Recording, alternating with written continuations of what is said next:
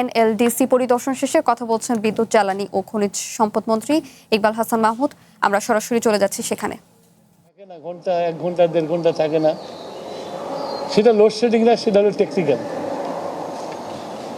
তো গত fascist government বিদ্যুতে সয়লাভ করে দিয়েছিল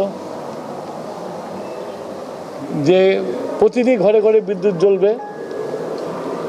এটা করতে যে এটা যে একটা কারিগরি জিনিস, এইটার দিকে তোয়াক্কা করে নাই।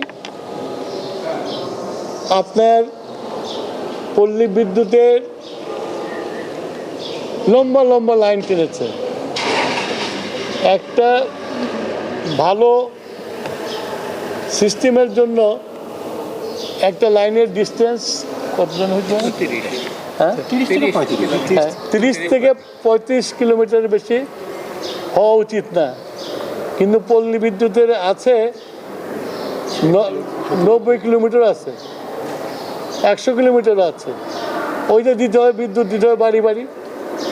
যার ফলে হয়েছে এই যে অপরিকল্পিত লাইনগুলো সৃষ্টি করেছে, এই লাইনগুলো করার জন্য এখন আমরা দেখছি যে আমার উৎপাদন ঠিক আছে, সঞ্চালন ঠিক আছে, কিন্তু বিভিন্ন এলাকাতে অনেক লম্বা দীর্ঘ সময়ের বিদ্যুৎ থাকছে না, যেটাকে সবাই বলছে এটা লোডশেডিং।